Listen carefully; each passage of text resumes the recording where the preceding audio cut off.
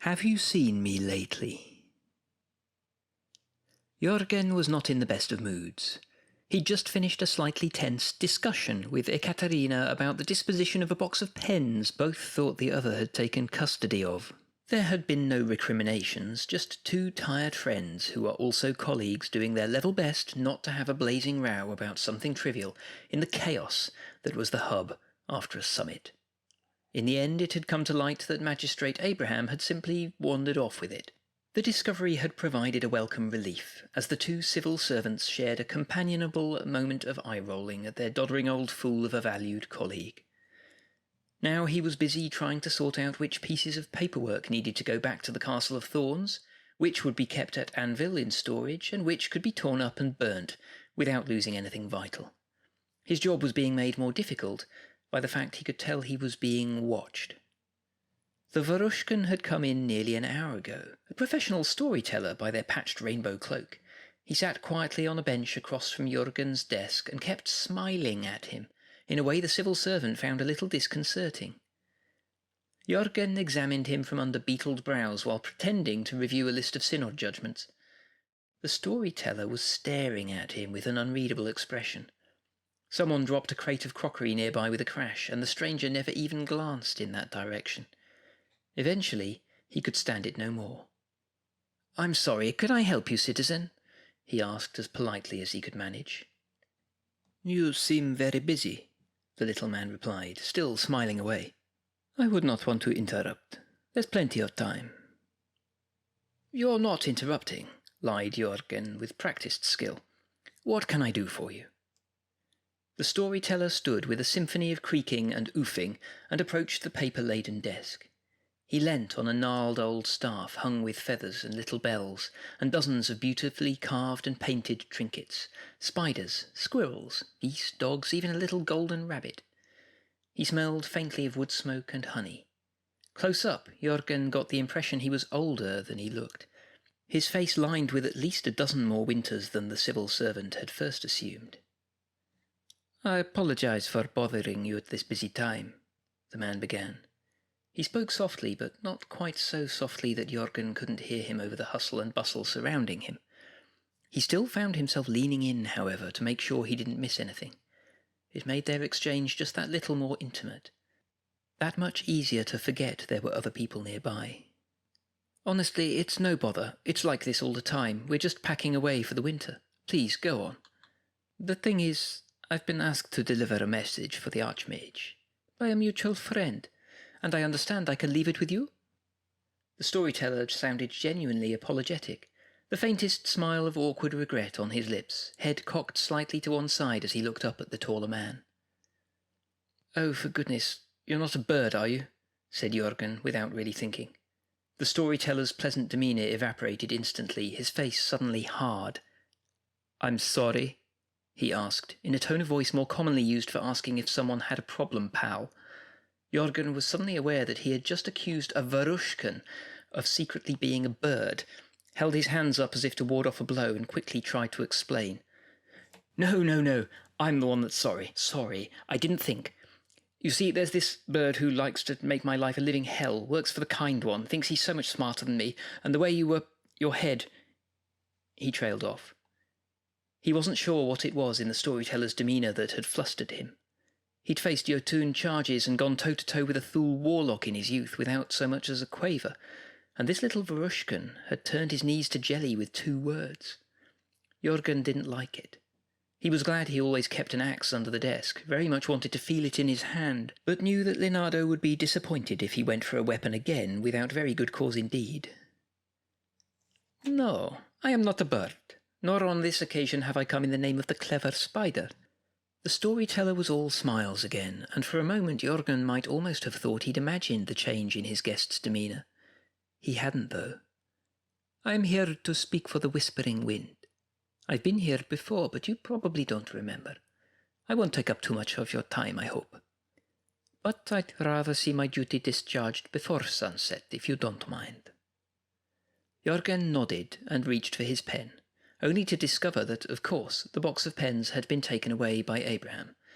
He desperately tried to catch the eye of John of Mead, who was in the middle of patiently explaining how to find the Senate building to a pair of serious-looking Commonwealth visitors. The storyteller cleared his throat, holding out a little knife and a multicoloured feather from some unfamiliar bird.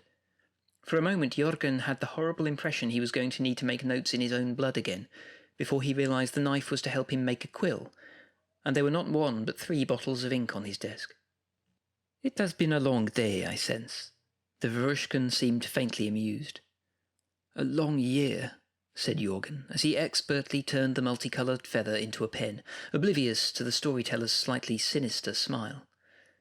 "A long year indeed. Now, what is this message you have for the Archmage?" Overview.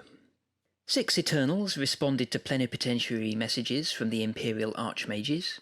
4 have requested formal parleys. 1 has declined a parley but still requests a meeting.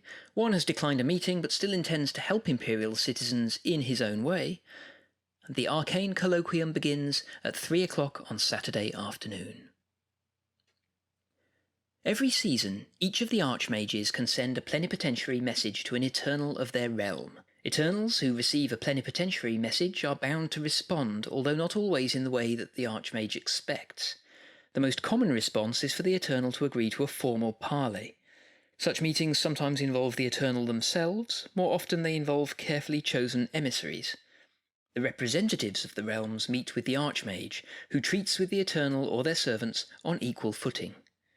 As the winter solstice approaches, some of the Eternals have responded with offers of parley at the coming summit, a special meeting where both Empire and Eternal are bound by powerful laws of hospitality and respect. Others have not done that. This summit also sees the second Arcane Colloquium, when the Archmages will address their peers. The Arcane Colloquium is split into 6 quarter-hour sessions, each given over to one of the Archmages. Seniority is given to the Archmage who has served in the post for the longest uninterrupted period.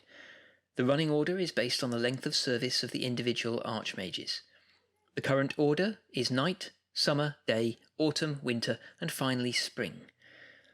The Arcane Colloquium continues to evolve. Following the advice of a civil servant, an additional 15-minute session has been added between the 3rd and the 4th period to allow those who wish to attend the whole thing to take a short break.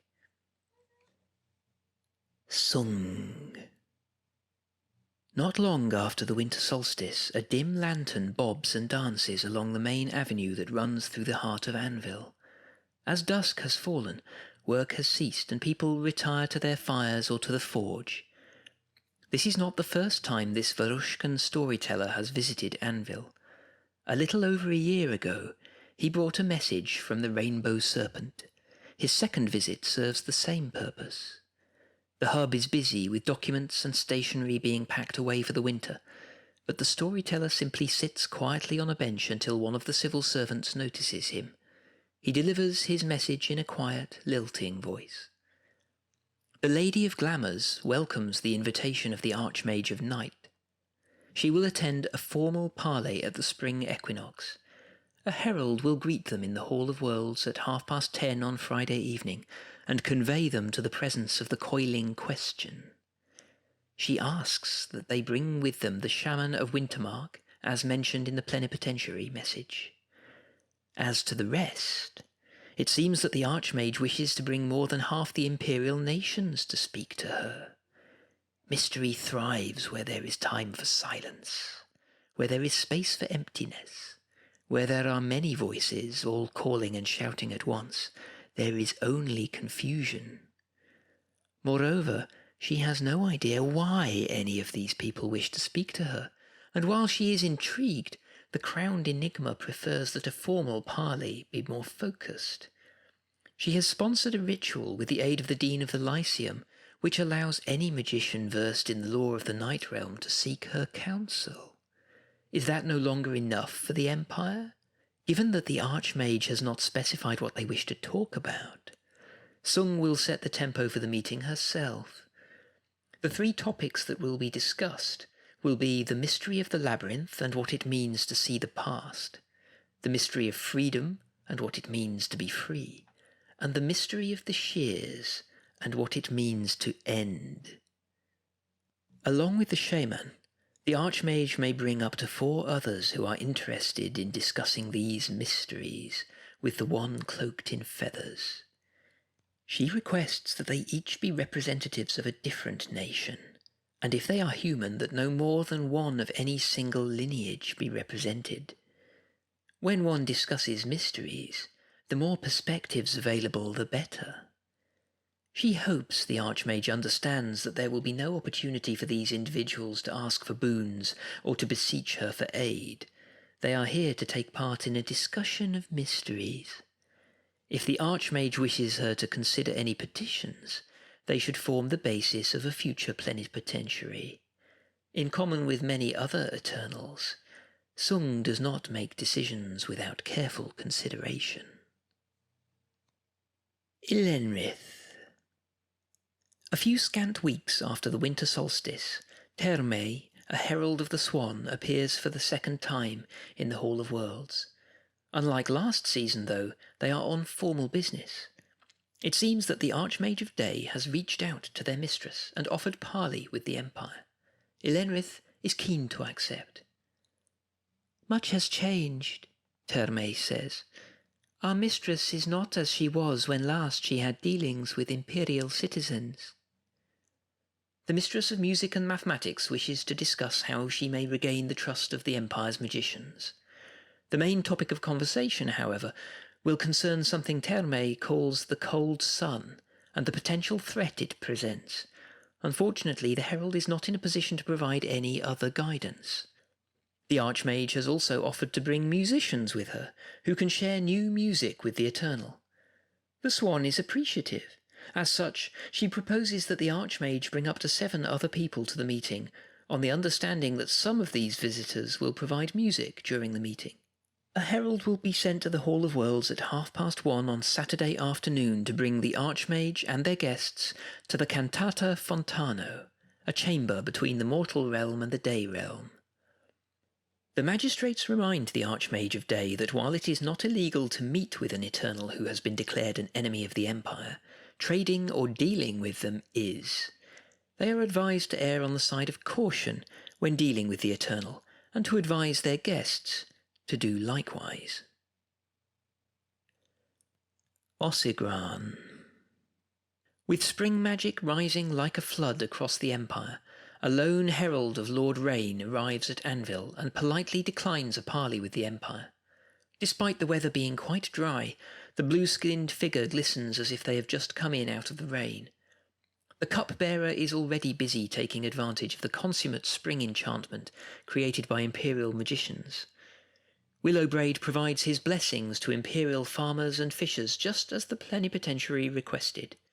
Furthermore, they have sent heralds out to the Empire to see how else they can help the people to prosper in good health, keeping the Archmage's suggestions in mind. The herald is quick to stress that the decision not to attend a parley is not intended as a slight. Kumata of the Rains is hard at work trying to help the Empire directly. There is one matter that the herald is keen to address directly, however. The Archmage asked about the city in Faradin that you sponsor, and Beckburn presumes that this means Kaitun in Pelabuhan.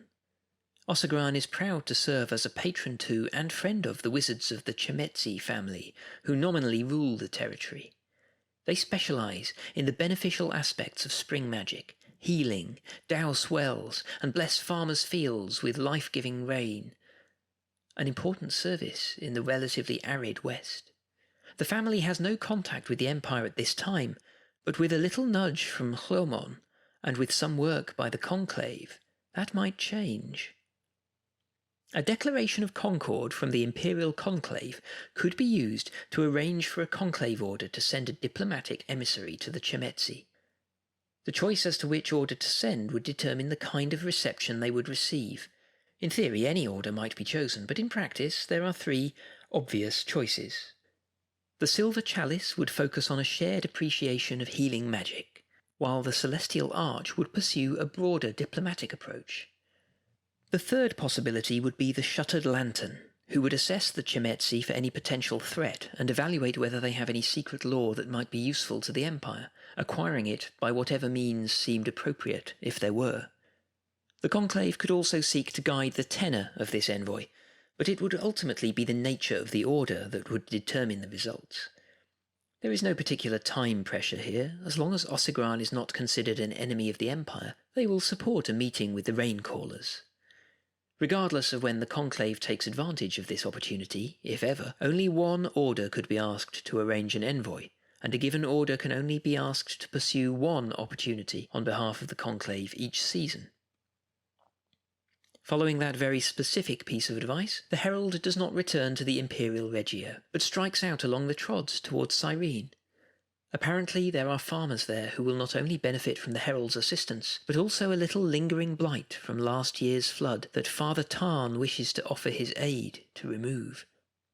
Details of the opportunities Osigran presents to the Empire, as well as some discussion of some of the opportunities it is not presenting, can be found in the Rain King Wind of Fortune.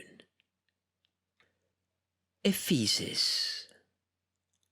The four-armed herald from the city of gold and lead is accompanied by two massive Minotaur guardians when they emerge from the Imperial Regio, bound in bronze harness with rune-carved axes and tower shields bearing the insignia of the braided rope coster. While the bodyguards are grim and battle-ready, the emissaries themselves remains as polite as they have during each of their previous visits to Anvil. The city of gold and lead acknowledges the invitation of the Archmage to engage in parley to discuss recent events. There are a number of voices who wish to express both their concerns and their support for the Empire's recent actions with regard to free trade. As such, the decision has been made to auction the opportunity to speak to the Archmage and their fellow Imperial magicians. Several citizens of the city will attend the parley consecutively, each with their own matters to discuss. The heralds will begin to arrive at the Hall of Worlds at 5:15 on Saturday afternoon, and each will have only a limited time to complete their business. Despite the fact that the Empire has recently demonstrated its willingness to destroy representatives of the realm of trade, the city of gold and lead has chosen to waive the protection of a formal parley for the duration of the meeting. The formal requirement for the Archmage to recognise Imperial citizens who wish to speak during a parley is often an impediment to conducting business, after all. Given recent developments, this is also a sign of the high esteem with which Archmage Edmundo is held in the city of gold and lead. They are known in the Autumn Realm as one who values negotiation over conflict as a means to settle disputes, and will surely still be able to ensure no harm comes to any of the visitors. Rhiannos. A fortnight before the spring equinox, a brightly dressed herald bursts out of the Imperial Regio, bringing a message from the Regent of the Eternal Sea. The Summer Archmage requests a parley, and Rhiannos is keen to respond, albeit with some caveats. The Archmage has provided a list of adventures that Imperial citizens are interested in, and after due consideration, Rhiannos has agreed to explore some while declining others. Reading from a long scroll, the herald assures the civil servants that support the conclave that Brother Luke will know what they are talking about. Rhiannos cannot offer assistance with regard to 3 of the Archmage's requests. As far as the Eternal knows, there is no regalia of the First Empress, as such, so there's nothing to be done there. There are no particular staves of power belonging to the Thule elite. Individual Thule have magic staves, certainly, but the staves of power isn't really a thing. Rhiannos doesn't know what the most sacred temple of the Iron Confederacy is, and even if they did, they'd be loath to help Imperial citizens loot it. The herald pauses here to cheerfully explain that their liege likes adventures, unusual, risky, and daring experiences, not smash-and-grab expeditions. They are a patron of adventurers, not burglars. Loot is a side effect of adventure, not its purpose. The Empire should speak to other Eternals if it just wants to rob and murder people. Back to the list. The Liege of the West Star finds Atun's ring more interesting. It's a unique treasure whose whereabouts is unknown. Rhiannos would be fascinated to find out why the Empire thinks it's in the Autumn Realm, although the herald cautions that if it is, even the Regent of the Eternal Sea may be at a loss as to how to get it back. Hopefully, those interested in this quest will be at the parley to provide more information. The matter of the sword Fortinbras is even more interesting. As a gift of the Summer Realm, earned by a Hero of Dawn from the Lord of the Crossroads, Rhiannos might be able to offer aid in tracking it down. Rhiannos asks that the Archmage make sure those interested in securing the blade come to the parley to explain why they're keen to get the weapon back, and how they plan to claim it from the immortal knight.